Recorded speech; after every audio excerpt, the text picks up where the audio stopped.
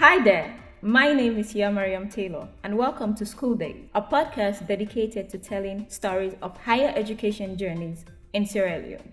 If you have gone through higher education in Sierra Leone, you definitely have a lot to talk about. I have just completed my first degree at Sierra College. The last 4 years have been a roller coaster. It is usually like this for many young people, but we do not always come back to discuss our experiences after dropping the pen. The relief and excitement makes us forget. That's why we are making this podcast for conversations on young people's experiences in higher education in Sierra Leone.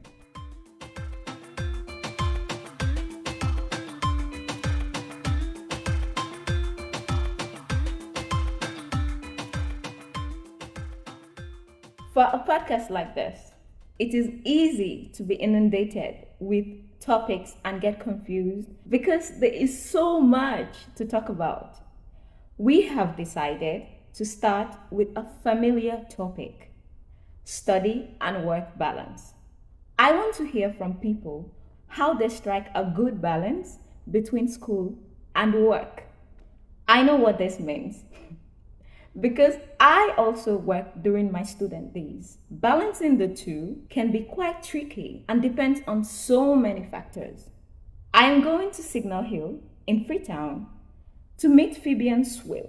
Phoebe is a journalist, an entrepreneur, and she has just wrapped up her degree program at Limco University. I want to find out what it was like for her to study and work at the same time, and how she managed to pull it off over several years.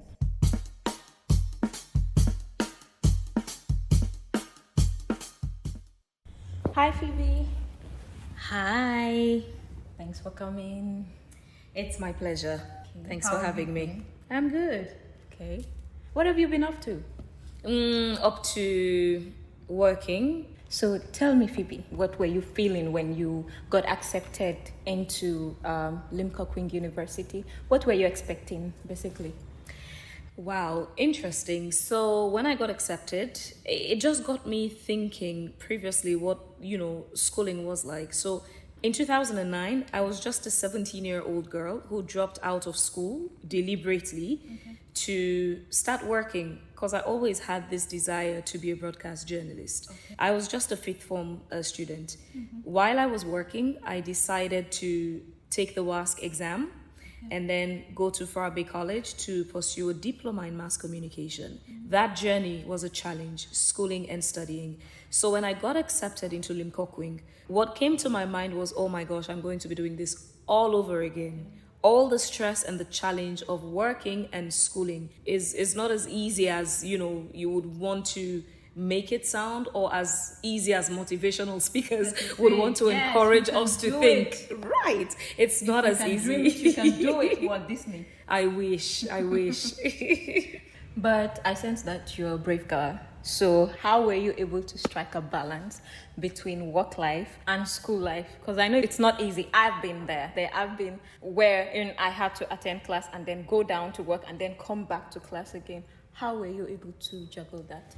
So what I had to do was, first of all, make sacrifices. Believe you me, you can't have it all. No. You would have to make sacrifices at some point and get a list, your preference, your priority, a scale of preference, what's most important to you. So the two important things were work and school. I couldn't leave school for work and I couldn't leave work for school. So what I had to sacrifice was social activities, attending parties, go clubbing, stuff that normal young people would do. I had to make that a sacrifice. Some of those things I had to let go of. So during that time, no jail for you. Indeed. So I also want to know, I'm curious to know, what experience did you get from working while studying, and how did that shape you as Phoebe Swill? I want to know. What that did was it actually left me under a lot of pressure. So mentally, physically, I felt the pressure. There were times when I could feel the burnout. It was really tough. It was tough. On some days, I made the conscious decision to not show up for lectures and made excuses to not show up for work because it was really telling on me physically and mentally. And on the good side, actually, it strengthened me with multitasking. So now, even when I've completed my study, I discover that I have the capacity now to do so much at the same time. So mostly if like you give me a 48-hour deadline, I have a personal 24 hours deadline. And I know that has been made possible because of the challenges I went through studying and schooling. Because your office needs you. Your office knows you're studying, but they need you because your salary is paid every month. So I need to do work at the office, but as well, school, their assignments. We had individual assignments and group assignments. Oh, Lord God. So with all that challenge that I went through, it strengthened me. So it does have its, pros and cons. Yeah, so during that time, you needed the money and the job needed you. Girl, definitely. So it's a two-way street. Obviously. It's a two-way street. Have you ever felt in some way that had the feeling of quitting? Because I know it's very, very tricky. There were times I felt the same way too. I'll be like, oh, I can't do this anymore. I'm gonna quit. I'm tired. So did you ever face that kind of situation? I got beyond feeling like wanting to quit. I actually quit at some point. So in 2010, I went to Frabe College to do a diploma in mass communication. The plan was, when I complete the diploma, I would continue with my degree. I couldn't because of the pressure of work. And at that time, I was doing two jobs. I was working as a DJ for a nightclub. Back then, I was the only female club DJ in Freetown. Wow. I was working as a DJ for a nightclub. Okay. And I was working as a presenter different radio stations during that period. Okay. So it was challenging. I got to the point where I made a decision to quit school. So I did for a while. What motivated you to go back to school? Because a lot of people would have been stuck in the work life. Mm-hmm. What motivated you to go back to school? So, because of also some of the things that I encountered, some of the unprofessional things of sexual harassment, request for money, for grades. Talk about a lot. Exactly. All that pressure. So throughout going to school, I had to defend my grades by studying hard. I was never in that situation where there was an easy way out, a shortcut, or an alternative to studying. Mm-hmm. So it was never something I was ready for. Mm-hmm. Going to tertiary education where now somebody somewhere... I had a lecturer who once called me around 2 a.m. asking me that he had a dream of me playing with my boobs and all, how unprofessional and disgusting that was. So with that, and there was another one who was constantly asking me for money, whether it's a favor or not, it's unprofessional to be asking your students for that. So I made a conscious decision not to study at all. I told myself, if this is what it would take to get tertiary education, I don't want it. I don't want to study. I would rather at some point probably leave Sierra Leone, go get my, degree and come back or just figure something out. And then I heard about Limcokwing. And then I did some research about them. I saw the billboards, then I did some research about them. But while I was still dragging my feet to make that decision, my partner at that time, bless him, he was also somebody who was very supportive. So he inspired and encouraged me to try it out. It might be different. So yeah, I did. And then I just figured, back then I had probably 7 years experience, 6-7 years experience in the field. So I decided the practical experience and the qualification would make it very solid for me. So I just decided to, let me give it a chance. What's the worst thing that can happen? So I went for it. And I'm glad I did. Today, I not only have the qualification, but I also have about 13 years plus working experience. So it's a win for me. Kudos to you. Thank you.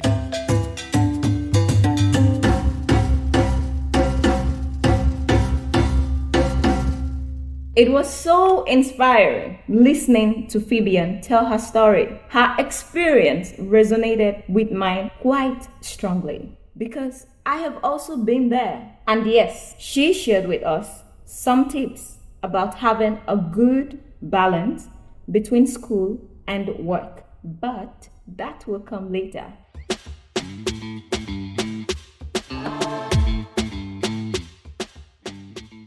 You're listening to School Dayz, an Engage Salon podcast that brings you the experiences of people in their pursuit of higher education in Sierra Leone.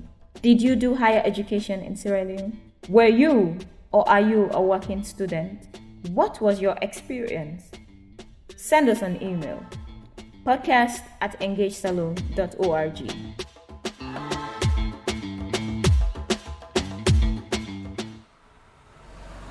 I am now heading to Juba Hill in Freetown, where I am meeting James and Isata, two students who are currently working. I want to hear how they juggle work and study. So, we have two people, James and Isata, studying and working at the same time. James, I know you're a family man, you're a comms consultant, and I know you've got some business on the side, and you're studying law.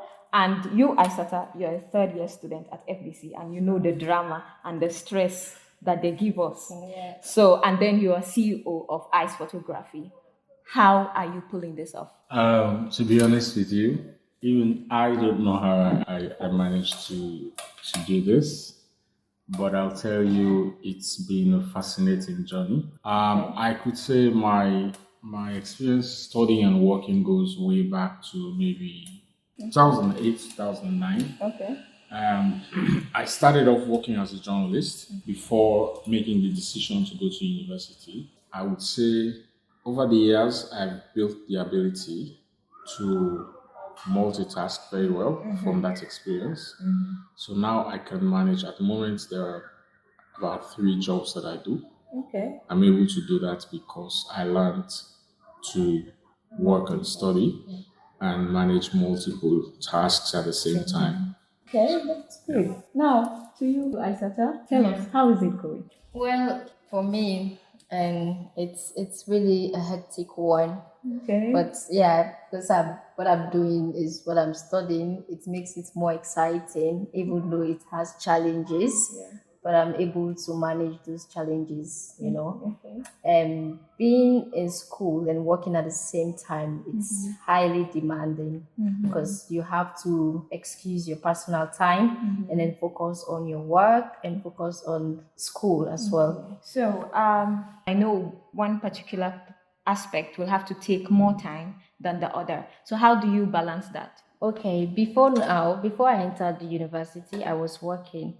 So I always prioritize my work, but I value school. Okay. Yeah. So what I do is I prioritize both of them. I make time for school and I make time for work.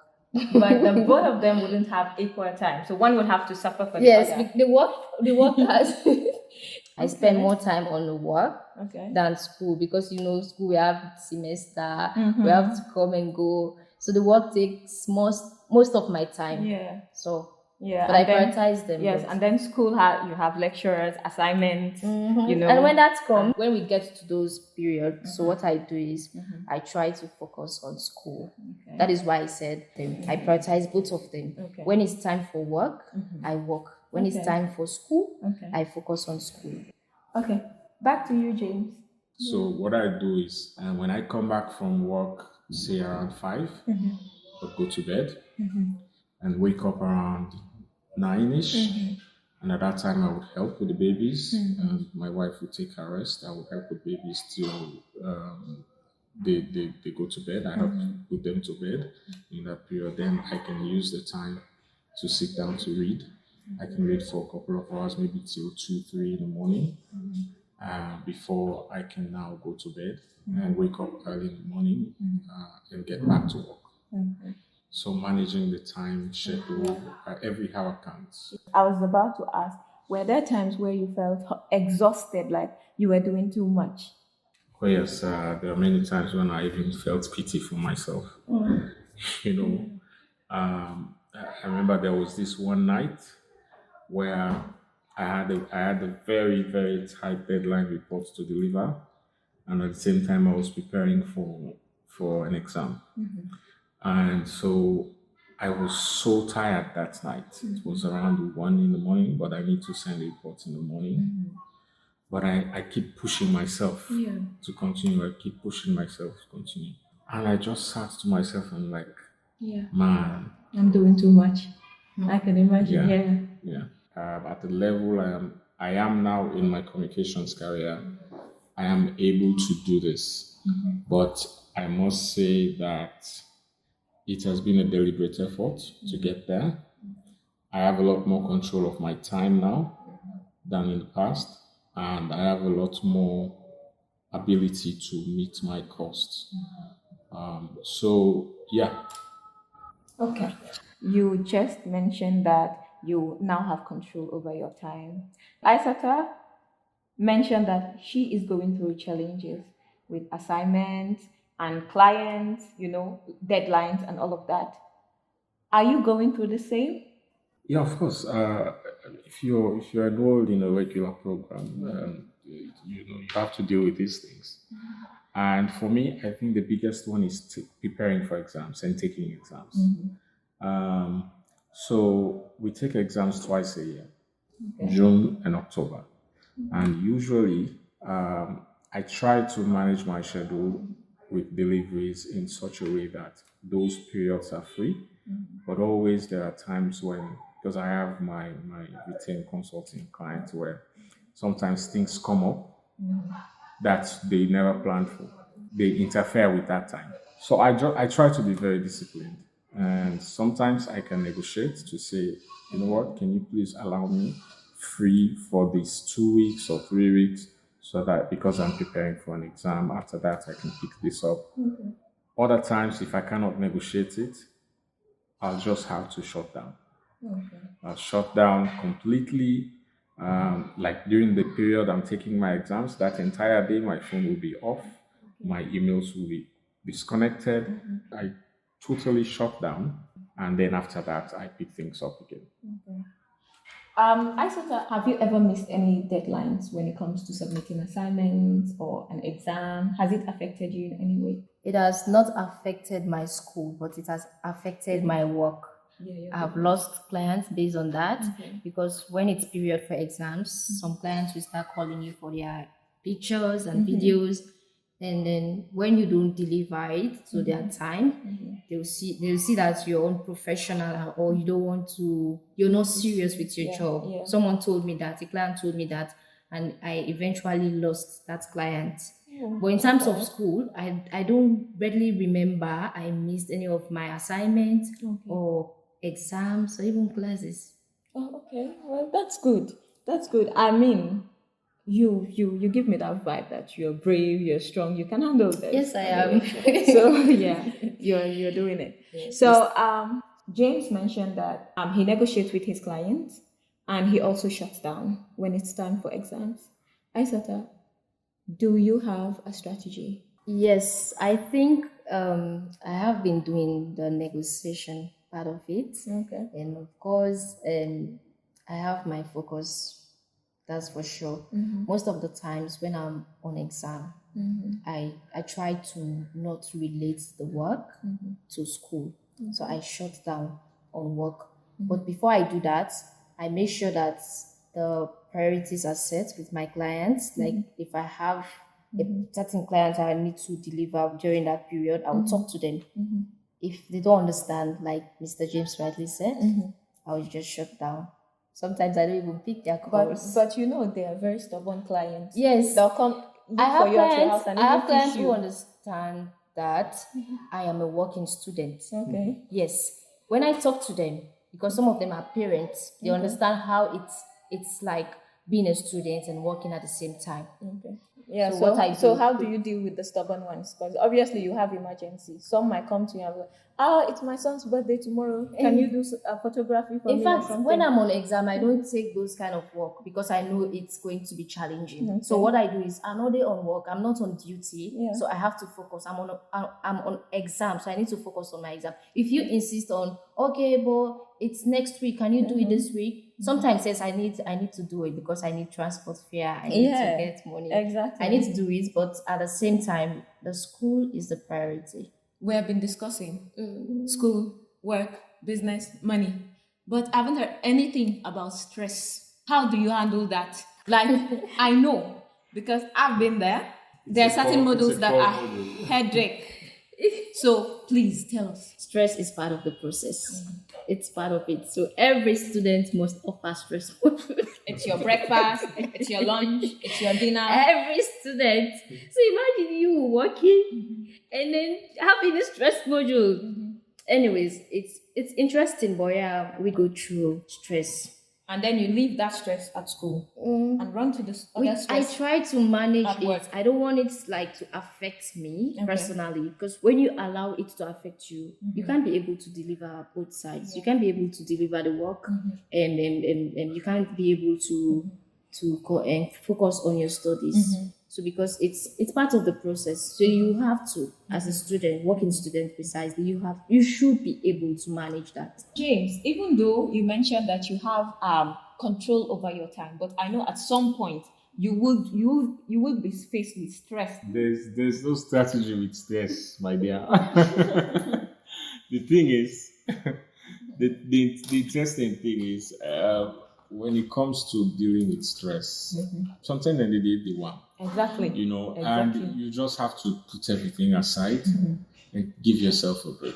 Okay. There are times if you don't do that, in my case, you sit down and you read, nothing sticks, nothing, you comprehend nothing because they don't want.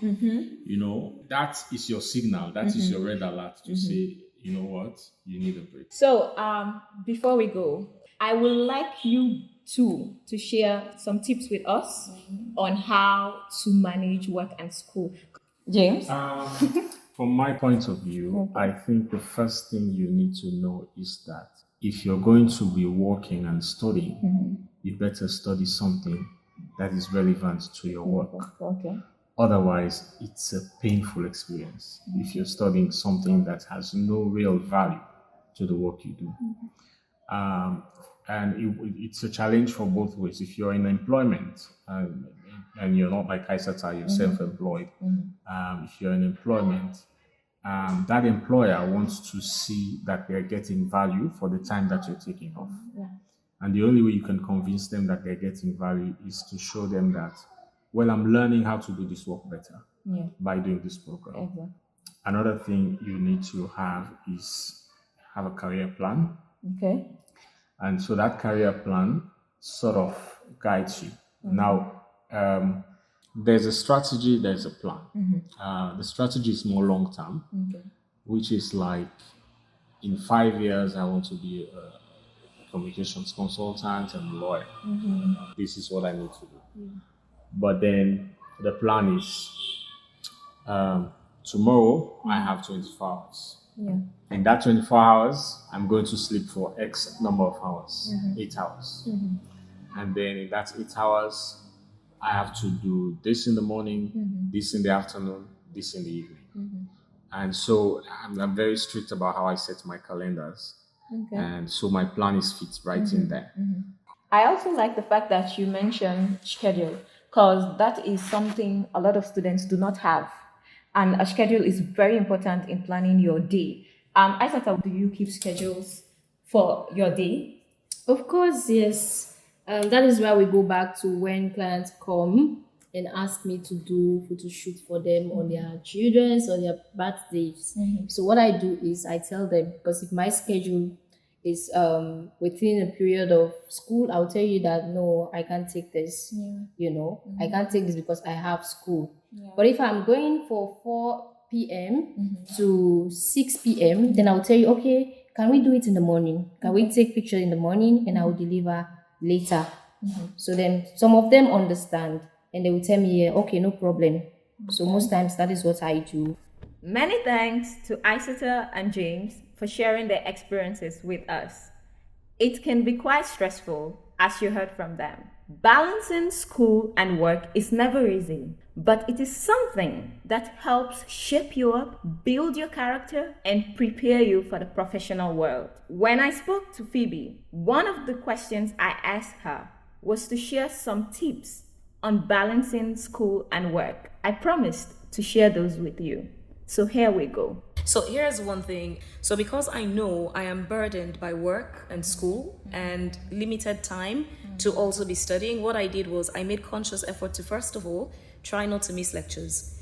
when we have a conversation in class, when they lecture, it helps me to stick in. So it reduces the amount of time I'll need to spend studying. So if you're in that situation as well, what you need to do is make time to attend lectures, because if you don't attend lectures, you use work as an excuse to your lecturers. They would understand, but guess what? The pressure is going to come back on you, especially when it's time for exams. You're going to have to spend much more time studying and catching up with the notes. Whereas if you're in class and you're listening to the lecture, it's going to help you to retain some of the things because it's a part of you now. Another thing you need to learn to do is give yourself a personal deadline. So for example, if you're given an assignment in school and you're told you need to deliver this assignment in 7 days, give yourself your own personal deadline that gives you probably 2-3 days window. It's going to always help you, so you would not be running around helter-skelter trying to, catch up with the time. You would always be ahead of the time. Do not make excuses, and don't let your work suffer as well, because if work suffers, you need the money.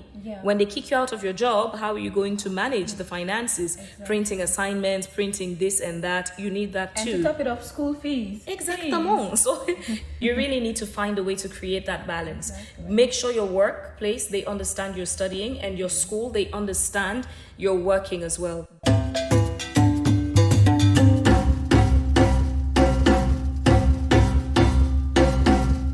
That's it from me, and thank you for listening to the first episode of our School Dayz podcast. I am Ya Mariyam Taylor. My producer has been Mariatu Kaba. School Dayz is an Engage Salon podcast. Follow us on social media and get the conversation going there. We also welcome your comments and questions. Send us an email, podcast@engagesalon.org.